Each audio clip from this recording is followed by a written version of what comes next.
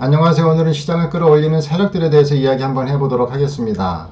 지난 11월 5일에 잘 나가는 증시에서 소외되지 않는 방법이라는 영상에서 언급했듯이 2150포인트입니다. 2150포인트면 여기인데요. 이 2150포인트를 저항받고 밀리면 비중 관리하시고 2100포인트는 여기입니다. 2100포인트에서 지지받고 반등하면 다시 비중을 확대하시라고 말씀을 드렸는데요. 11월 6일이 이날입니다. 11월 6일날 이 상승 패널 상단에서 저항받고 밀려서요. 11월 13일 수요일날 상승 패널 하단에서 지지받고 반등하는 모습이 나왔는데요. 이날 14일, 15일 이 이틀간 기관들이 거의 1조에 가까운 순매수를 보이면서 2150포인트 여기를 강하게 돌파하는 모습을 보였습니다. 자, 여기서 보시면 대차장고인데요. 자, 코스피 대차장고입니다. 그런데 여기서 보시면 여전히 대차장고를 줄이고 있는 모습들이 보이고 있고요. 이는 공매도 청산 과정에서 주가가 상승을 보이고 있는 듯 합니다. 자, 삼성전자 한번 보시면은요. 자, 여기 파란색은 주가고요. 여기 올리브색은 대차장고입니다. 자, 주가는 상승하고 있는데 대차장고는 줄고 있죠. 자, 이는 공매도 물량이 청산되고 있다라고 해석하셔도 괜찮을 것 같고요. 삼성 SDI 보기 한번 보겠습니다. 자, 삼성 SDI도 마찬가지입니다. 자, 주가는 이렇게 상승하고 있고 그에 반해서 대차장고는 이렇게 줄고 있죠. 이거 역시 공매도 물량이 청산되고 있다라고 보시면 될 것 같고요. 몇 종목만 더 보겠습니다. 자, SK 하이닉스. 자, SK 하이닉스도 보시면 주가는 상승하고 있고 그 다음에 대차장고는 줄고 있고. 자, LG 전자도 한번 보겠습니다. LG 전자도 보시면은 주가는 상승하고 있고 대차장고는 줄고 있고. 자, 이렇게 대차장고가 많든 적든 간에 공매도 물량이 청산되고 있다라고 해석하시면 될 것 같아요. 공매도 청산 배경에는 여전히 불확실성이 더 크지만 첫 번째가 미중 무역 협상입니다. 미중 무역 협상에 대한 기대감이 있고요. 두 번째는 미 경제지표입니다. 경제지표. 경제지표가 양호하게 나오고 있다라는 것들이 한몫하고 있고요.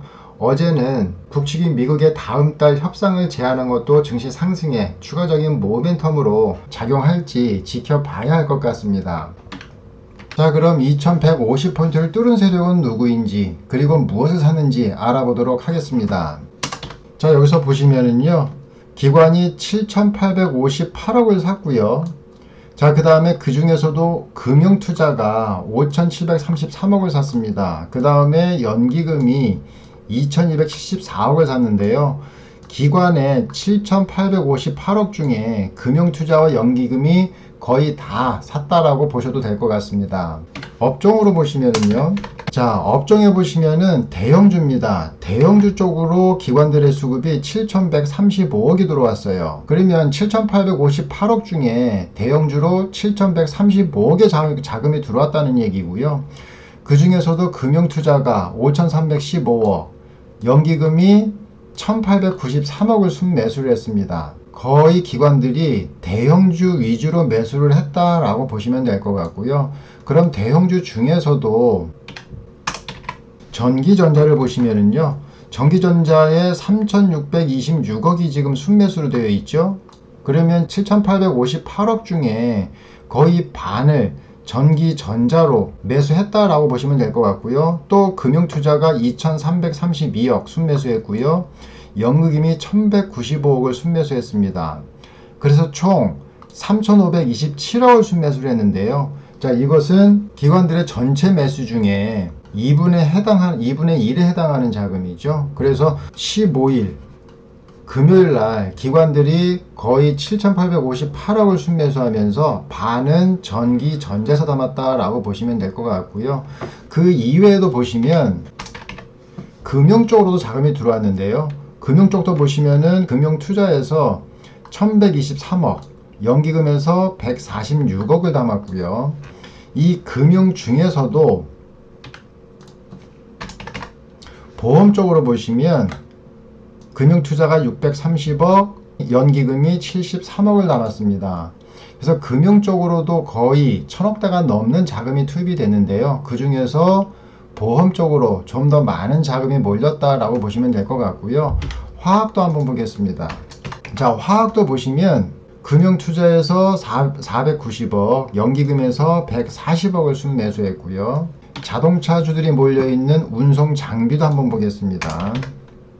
운송장비도 보시면 금융투자에서 394억, 연기금에서 44억을 순매수를 했죠. 자, 그래서 총 정리를 하면은요, 금요일날 기관들이 거의 8천억에 가까운 순매수를 하면서 제일 많이 산 업종이 전기, 전자입니다.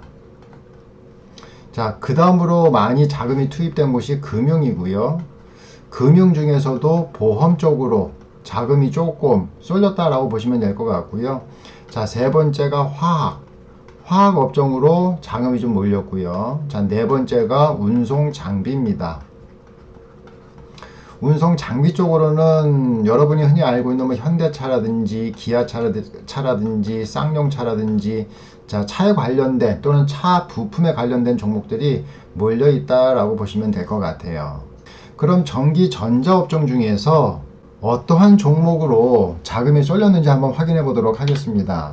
일단 삼성전자 먼저 한번 볼게요. 자, 삼성전자 차트 먼저 한번 보시면 지금 따라붙을 분위기는 아니죠. 지금 상당히 가파른 상승세를 보이고 있는데요. 자, 이런 종목들은 수익 내기보다는 따라붙었다가는 손실 낼 확률이 더 많습니다. 이거는 가진 자의 영역이다 라고 생각하시고요. 신규 매수는 삼가하시라고 말씀을 드리겠습니다. 자, 일단 수급 한번 볼게요. 자, 수급을 보시면 삼성전자 금융투자죠. 자, 금융투자에서 1651억 정도 순매수했고요.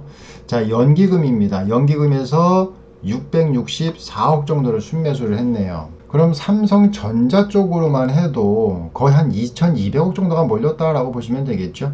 자, 그 다음으로 자금이 많이 쏠린 곳이 SK 하이닉스인데요.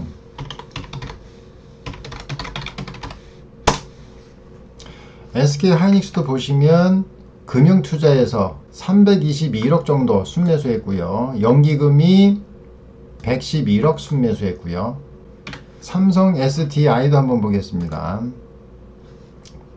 삼성 SDI도 보시면 금융투자에서 77억 8천, 연기금에서 32억 8천 순매수했고요. 자, 마지막으로 LG전자도 한번 보겠습니다. LG전자 한번 또 섭하죠. LG전자도 보시면 금융투자에서 59억 정도 순매수를 했고요. 연기금에서 63억 정도 순매수를 했습니다. 지금 보시면 아시겠지만 거의 자금들이 전기, 전자 업종 중에서도 삼성, 그 다음에 SK 하이닉스, 삼성 SDI, LG전자, 이 외에도 뭐 LG 디스플레이, LG 이노텍 등등이 있는데요. 그쪽으로는 자금이 좀 작게 들어왔기 때문에 제가 따로 체킹을 안 했고요. 자금들이 가장 많이 들어온 삼성전자, SK하이닉스, 삼성 SDI, LG전자, 일단 대표적으로 이 네 종목만 제가 언급해 드리는 겁니다. 자, 이렇게 보시다시피 삼성과 SK하이닉스, LG로 수급이 쏠린 현상을 보이면서 증시를 강하게 끌어올렸는데요. 중소형주를 가지고 있는 개인들이 시장에서 소외감을 느끼는 건 당연할 수밖에 없는 상황입니다. 그렇다고 이렇게 차트로 보시면 조금 아까도 말씀을 드렸지만 삼성전자 따라붙을 수 있는 영역은 절대로 아니죠. 그쵸? SK하이닉스도 보시면 지금 거의 정고점에 걸려서 추가적인 상승이 더 나올지 아니면은 조정이 들어올지 아무도 알 수가 없습니다. 그래서 SK하이닉스 같은 경우에는 사실상 고점에 걸려 있다라고 보시면 될 것 같고요. 추가적으로 상승 후에 지금 뚫었던 이 고점에서 다시 지지받고 재차 상승이 나오려고 한다면 그때는 레벨업 됐다라고 생각하시고 따라붙을 수 있지만 지금 상황에서는 고점의 시그널을 보이고 있고요. 추가적인 상승보다는 추가적으로 조정받을 수 있는 가능성이 더 많다라고 봤을 때 하이닉스도 지금 따라붙기에는 좀 무리수가 있어 보이지 않나 라는 생각이 듭니다. 이에 반면에 LG전자 같은 경우에는요, 이제 1차 상승을 보이고 지금 박스권을 만들면서 쉬어가고 있는 모습들이 보이고 있는데요. 지금 LG전자도 마찬가지 박스권 상단에 걸려있는 모습들이 보이고 있죠. 이것도 마찬가지 박스권 상단에 있는 종목들은 추가적으로 완전히 돌파 후에 조정시 매수 관점으로 접근하셔야 됩니다. 여기가 또 타점 자리고요. 절대로 갈 때 따라 붙으시면 내가 산 자리가 고점이 될 수 있다는 거 염두에 두시고 항상 조정시 매수 관점으로 접근하시는 걸 권해드립니다. 그래서 LG전자도 보시면 아직은 1차 상승에 조정받고 있는 상황이기는 하지만 타점 자리는 좀 더 기다려 보셔야 된다라고 말씀을 드릴게요. 자, 그러면 우리가 살 종목은 없나요? 자, 그렇지는 않죠. 그래서 필옵틱스를 한번 갖고 나와 봤습니다. 자, 필옵틱스는 보시면은 금요일날 11.61% 상당히 급등한 모습을 보이고 있는데요. 차트로 봐서는 이 종목 역시 따라붙기는 되게 부담스러운 자리인 것은 사실입니다. 자, 그런데 왜 필옵틱스를 갖고 나왔느냐 하면은, 자, 동사 같은 경우에는요, 몇 가지 특징이 있습니다. 첫 번째가 뭐냐면 플렉서블 장비를 삼성 폴더블 폰에 공급할 예정이고요. 과거 일본 수출 규제 때 섀도우 마스크 수혜주로 움직였던 종목이고요. 세 번째는 과거 LCD, LED를 넘어서 OLED 관련주이기도 합니다. 제가 강조드리고 싶은 건 네 번째인데요. 지금 중국 화웨이에서 폴더블폰 메이트 X를 시장에 내놨는데요. 문제는 뭐냐면 마이너스 5도 이하에서는 사용을 할 수 없답니다. 그러면 지금 베이징 같은 경우는 평균 겨울 온도가 마이너스 10도 이하, 심하게는 마이너스 20도까지도 떨어지는데 메이트 X를 마이너스 5도 이하에서 사용하지 못한다면 살 이유가 없어지는 거죠, 겨울에는. 그러다 보니까 이러한 상황들이 중국 사람들을 실망시켰고요. 이로 인해서 삼성의 갤럭시 폴드가 11월 8일 날 시장에 내놨는데 완판이 됐고요. 11월 11일 날 2차, 3차 내놨는데 또 완판이 됐습니다. 이제 앞으로 11월 19일인데요. 11월 19일에는 갤럭시 폴드 5G를 중국 차이나 텔레콤과 함께 공개하기로 했는데요. 가격대는 약 300만원대랍니다. 그런데 이런 높은 가격에도 불구하고 시장의 기대감은 상당히 높다고 하네요. 자, 이런 모든 것을 아우러서 수혜를 볼 수 있는 종목이 필옵틱스입니다. 자, 그래서 필옵틱스 시장에서 대응하는 방법 잠깐 설명을 드리면은요. 지금 필옵틱스 같은 경우에는 지난 금요일 날 만원대에서 종가가 마무리가 됐고요. 여기서 만약에 시가가 월요일 날 상당히 높게 뜬다면 그때는 매매하지 마시고 지켜만 보시고요. 만약에 이 만원대 이하로 가격대가 내려온다면 한 9,500원에서 한번 접근해 볼 만 하고요. 자, 9,500원에서 접근해 볼 만 하다고 해서 빠지는 종목을 무작정 사시는 게 아니고 9,500원 어차피 장중에 매매를 하시는 거니까 9,500원대에서 만약에 힘이 약하다든지 거래가 없다든지 여러가지 약세 시그널을 보이면 9,500원도 깨질 수 있습니다. 그러면 9,500원에서 사시는 게 아니고 좀 더 추가적으로 하락할 때까지 기다렸다가 사시는 게 정답이고요. 만약에 9,500원을 이탈하게 된다면 아마 9,000원 언저리까지 조정이 들어오지 않을까라는 생각이 들어요. 그러면 9,000원대에서 한번 접근해 보셔도 좋을 것 같습니다.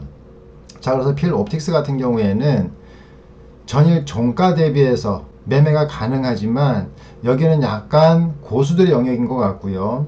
조정이 들어왔을 때, 만약에 초보자이신 분들 같은 경우는 조정이 들어왔을 때 9,500원에서 한번 기다려 보시고요. 만약에 9,500원이 깨진다면 9,000원대에서는 확실히 지지가 들어오지 않을까라는 생각이 듭니다.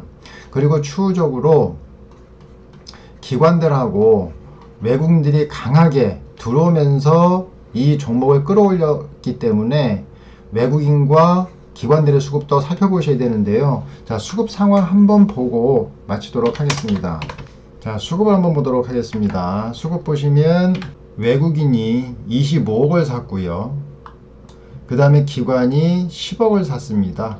그 전에 매수 매도를 보시면 거의 그냥 억 단위, 1억, 2억 단위에서 매수 매도가 진행이 됐다가 지난 금요일 날 외국인이 25억 4천 정도 매수를 했고요. 그 다음에 기관이 11억 정도를 순매수했습니다. 총 35억 정도가 들어왔는데요. 이 이후로도 외국인과 기관의 수급이 꾸준히 작게든 크게든 들어오는지 확인해 보시면서 같이 따라 매매하시면 충분히 수익을 낼 수 있지 않을까라는 생각이 듭니다. 자, 오늘 제가 준비한 건 여기까지고요. 또 다음에 좀 더 알찬 컨텐츠를 가지고 찾아뵙도록 하겠습니다. 자, 수고하셨습니다.